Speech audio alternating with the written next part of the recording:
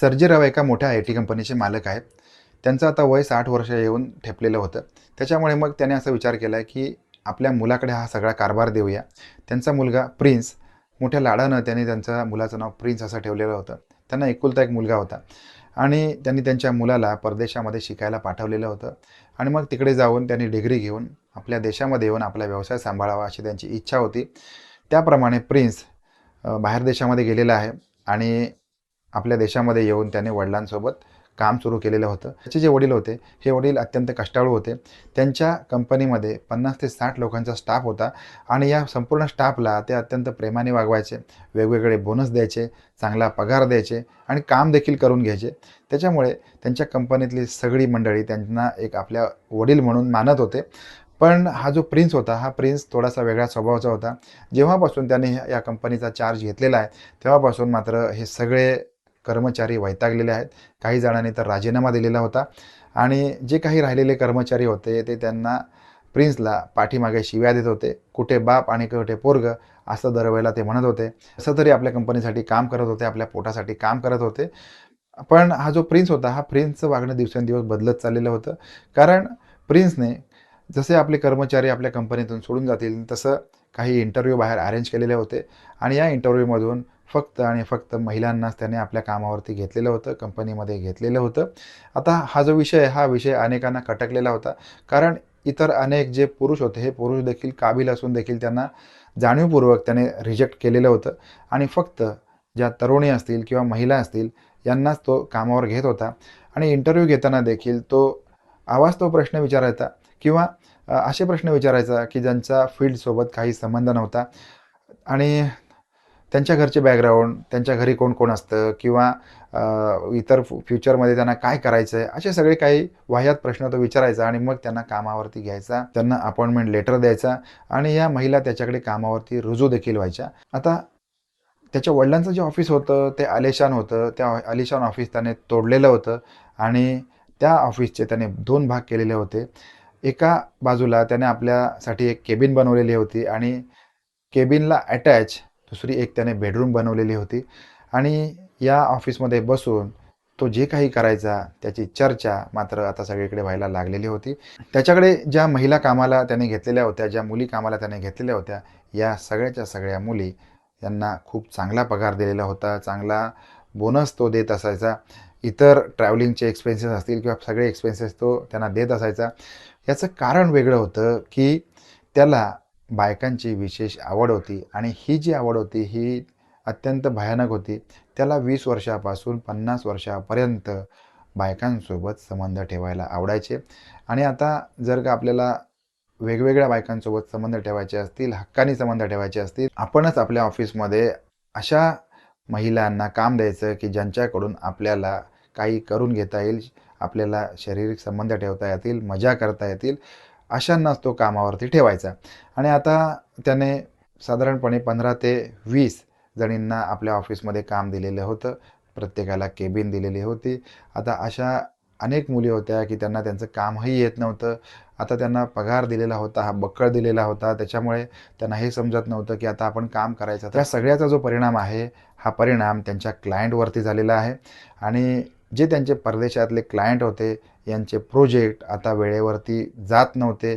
जो काही तुटपुंजा स्टाफ, जुना स्टाफ राहिलेला होता, यांच्यावरती जोर जबरदस्ती करून, ओव्हरटाईम करून यांच्याकडून हा काम करून घ्यायचा. ज्या स्त्रियांना त्याने काम दिलेलं होतं किंवा कामावरती घेतलेलं होतं, त्यांना मात्र दिवसभर बसून ठेवायचा. त्याने कामावरती घेतलेल्या स्त्रिया, सुंदर स्त्रिया ह्या फक्त मोबाईलमध्ये नटण्या-मुरडण्यामध्ये वेळ घालवायच्या, गॉसिप करण्यामध्ये वेळ घालवायच्या. दुसऱ्या बाजूला त्यांच्या कंपनीची आर्थिक परिस्थिती बिघडत चाललेली होती आणि जो राहिलेला स्टाफ आहे, हा देखील सोडून जाण्याच्या मार्गावरती होता.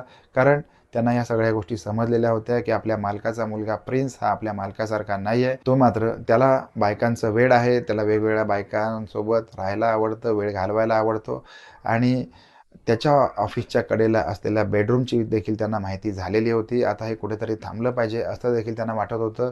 पण जो कोणी व्यक्ती हा त्याच्या विरुद्ध कंप्लेंट करेल त्याला तो तडक कामावरून काढून टाकायचा.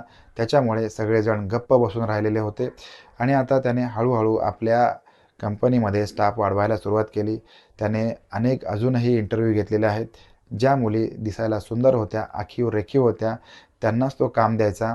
आणि एखादी स्त्री कितीही हुशार असेल, पण त्याला असं वाटलं की ही आपल्याला काही कामाची नाही आहे, तर मात्र तो तिला तिथेच रिजेक्ट करून टाकायचा.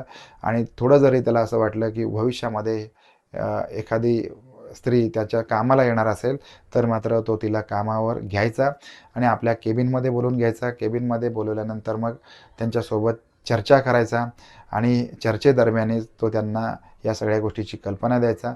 तो त्यांना असं म्हणायचा की तुम्हाला मी इतका बक्कळ पगार देतो, लाख-लाख रुपयाच्या वरती पगार देतो. मला हे देखील माहिती आहे की तुम्हाला काही येत नाही. तुम्ही इथे काम करण्यासाठी सक्षम नाही आहेत. तरी पण मी तुम्हाला कामावरती घेतलेलं आहे. याचा अर्थ काय? याचा अर्थ काय म्हटल्यानंतर समोरची जी महिला आहे ती गप्प राहायची, त्याच्याकडे बघायची किंवा डोळे खाली घालायची. मग जर का ती महिला त्याला ॲग्री झाली, तर त्याच्या केबिनच्या डाव्या बाजूला असलेले बेडरूम ही त्यांच्यासाठी मोकळे असायची. तिथे गेल्यानंतर आतमध्ये एसी ऑन व्हायचा आणि दोघांमध्ये कार्यक्रम चालायचा. आणि आता याला जी आवड होती ना, ही आवड वेगवेगळ्या प्रकारची होती. त्याला 20 वर्षापासून ते 50 वर्षापर्यंतच्या महिलांसोबत संबंध ठेवायला आवडायचं, त्यांना भोगायला आवडायचं. आता त्याच्या आवडीनुसार तो प्रत्येक दिवशी ठरवायचा, की आज आपण कोणाला आपल्या केबिनमध्ये बोलवायचं आणि कोणाला विचारायचं. आता ह्या सगळ्याच्या गोष्टी होत्या. ह्या सगळ्या गोष्टी तो रोमॅन्टिक पद्धतीने घ्यायचा. त्यांना मन वळवायचा, त्यांना राजी करून घ्यायचा आणि मग त्यांच्यासोबत संबंध ठेवायचा. त्यांना प्रत्येक वेळचे ॲडिशनल पैसे देखील द्यायचा. त्याच्यामुळे या महिला देखील काही बोलत नव्हत्या. आता त्याच्या ऑफिसमध्ये एक तरुणी आलेली आहे. 22 वर्षाची तरुण होती. ही तरुणी अत्यंत कष्टामधून तिने शिक्षण घेतलेलं होतं. तिला आपल्या आई-वडिलांच्या कष्टाची जाणीव होती आणि त्याने देखील तिला असं समजून कामावरती घेतलेलं होतं, ही देखील आपल्याला एक ना एक दिवस आपल्या कामाला येईल. आपण हिच्यासोबत वाटेल ते करू शकतो, संबंध ठेवू शकतो असं त्याला वाटलेलं होतं. पण ही तरुणी स्वाभिमानी होती. तिने काम तर जॉइन केलेलं आहे. तिला कामामध्ये नाव ठेवता येतील अशी कुठलीही गोष्ट नव्हती. पण त्याने एक दिवशी या तरुणीला आपल्या केबिनमध्ये बोलावून घेतलेलं आहे आणि नेहमीप्रमाणे तो तिच्यासमोर फापड पसारा बोलू लागलेला होता. तो तिला म्हणतो, की "मी तुला 1,00,000च्या पेक्षा जास्त पगार देतो. तर तुला काय येतं, काय नाही येतं याच्याशी मला देणं-घेणं नाही आहे. पण मात्र तुला माझ्यासोबत 1 तास घालवायला आवडेल का?" हे बोलल्यानंतर या तरुणीने मान खाली घातली नाही. तिने रागाने प्रिन्सकडे कटाक्ष टाकला आणि ताडकन खुर्चीतून उभी राहिली. ती त्याला म्हणाली, "हे सर तुम्ही काय बोलताय? हे चुकीचं बोलताय." आणि त्या केबिनमधून ती बाहेर पडली आणि आपल्या डेस्कवर जाऊन बसली. तिने डोकं खाली ठेवलं आणि घळा-घळा रडायला लागली. इतर मंडळींना समजलेलं होतं, की हिच्या बाबतीमध्ये काय घडलेलं आहे. संध्याकाळची वाट न बघता ऑफिसमधून ती तडक बाहेर गेली. बाहेर गेल्यानंतर तिने आपल्या घरी हा सगळा प्रकार सांगितला आणि ते आपल्या आई-वडिलांना म्हणाले, की "मी याला धडा शिकवणार." आणि दुसऱ्या दिवशी पुन्हा ती ऑफिसमध्ये गेली. ऑफिसमध्ये गेल्यानंतर ती त्या प्रिन्सच्या केबिनमध्ये गेली. त्याचं बोकोट पकडलं आणि त्याला बाहेर आणलं आणि सगळ्या स्टाफसमोर त्याला 2-4 कानाखाली मारल्या आणि त्या कंपनीच्या गेटवरती घेऊन आली. आता हा सगळा प्रकार बघून सुरक्षा रक्षक देखील धावत आले. त्यांनी त्या मुलीला पकडण्याचा प्रयत्न केला. पण त्या मुलीने सांगितलं, की "तुम्ही माझ्या अंगाला हात लावू शकत नाही. तसं जर केलं तर तुमच्यावर देखील गुन्हा दाखल होईल." सगळा गावगोंधळ बघून किंवा त्या मुलीचा राग बघून कोणीतरी त्या प्रिन्सच्या वडिलांना सर्जेरावांना फोन केलेला आहे. सर्जेराव तातडीने त्या कंपनीच्या गेटवरती आले. त्यांनी समोरचा प्रकार बघितला. त्याने देखील त्या प्रिन्सला 2 कानाखाली लगावल्या आणि ती जी समोरची मुलगी होती तिचे धन्यवाद मानले. तिला असं म्हटले, की "कृपा करून तू कुठेही याची वाच्यता करू नकोस. मी ज्याला जी काही शिक्षा करायची आहे ती नक्की करेन." ताबडतोब त्यांनी त्याला त्या कंपनीवरून खाली करायला लावलं. त्याच्याविरुद्ध तक्रार दाखल केली आणि आता मात्र तो त्याच्या कर्माची शिक्षा भोगत आहे. धन्यवाद.